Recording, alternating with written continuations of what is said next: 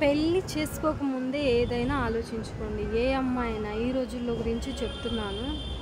పెళ్ళి కాకముందు మన జీవితం మనది అన్నట్లుంటుంది. పెళ్ళైన తర్వాత చేసుకున్నోడి గుప్పట్లోకి వెళ్ళిపోతుంది మన జీవితం. వితౌట్ పర్మిషన్ మనం చచ్చినా ఏమీ చేయలేము. మనస్పర్ధలు ఏదో ఒకటి అపార్థాలు వస్తూనే ఉంటాయి. ఫస్ట్ అందుకనేసే మన కాళ్ళ మీద మనం నిలబడాలి. మనము ఏదైనా జాబ్ చూసుకోవాలి, మంచి చదువు చదువుకోవాలి ఫస్ట్. దాని తర్వాతనే పెళ్ళి ఎలాగో అవుతుంది. పెళ్ళిళ్ళు అయితే సంసారము, పిల్లలు, ఉప్పు లేదు పప్పు లేదు, ఇవన్నీ ఏంటండి? ఇదంతా కూడా ఎలాగో జరుగుతుంది.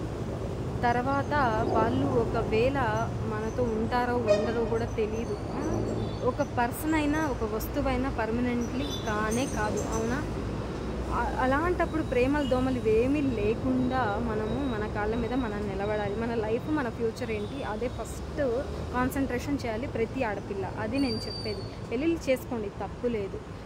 పెళ్ళి ఈడు వచ్చింది అని ఇంట్లో వాళ్ళు చూడడం, అమ్మ నాన్నలు చూడడం, మంచి సంబంధం, ఇదంతా సోది కాదండి.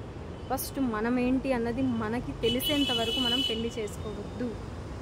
ఒక చీర సెలెక్ట్ చేసుకోవడానికి మనం 100 చీరలు లేదా 50 అయినా చూస్తాం, అవునా? ఒకవేళ చెప్తున్నాను మాట. అలాంటప్పుడు మన లైఫ్ లాంగ్ ఉండే పర్సన్ గురించి మనం ఎలా ఆలోచించాలండి? మన గురించి వాడు ఆలోచించేవాడు లైఫ్ లాంగ్ మనతో ఉంటాడు, వస్తాడు అన్నప్పుడు మనం ఎలా ఉండాలో ఒక్కసారి. పెళ్ళైన తర్వాత మనది ఏది నడవదు. సో అది గుర్తుపెట్టుకోండి. మనదే నడవాలి అని అంటే పెళ్ళిళ్ళు కుదరదు అసలు. వాడు మగాడు, మనము ఆడపిల్లలం. మనం ఎప్పుడు అనిగే ఉండాలి. రివర్స్ అయిందనుకోండి, అది ఏమంటారు, రిలేషన్షిప్ రివర్స్ అనమాట. ఇంకా అర్థం చేసుకోండి. ఉండాలా పోవాలా రెండే ఉంటాయి.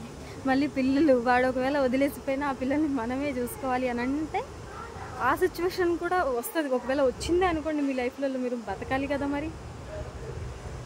మనం బతకాలి, మనం పిల్లల్ని పోషించుకోవాలి. అలాంటి పరిస్థితి ఒకవేళ వచ్చినా కూడా భయం ఉండకూడదు, భయపడద్దు. అంటే మనము చదువుకోవాలి, మంచి చదువు ఉండాలి, మన లైఫ్ అయినా మంచిగా అయి మనం చూసుకునేటట్లు ఉండాలి. దాని తర్వాత పెళ్ళి. ఎలా అనిపించింది? నిజమైతే లైక్ అండ్ కామెంట్ చేసి మాతో షేర్ చేసుకోండి. Thank you.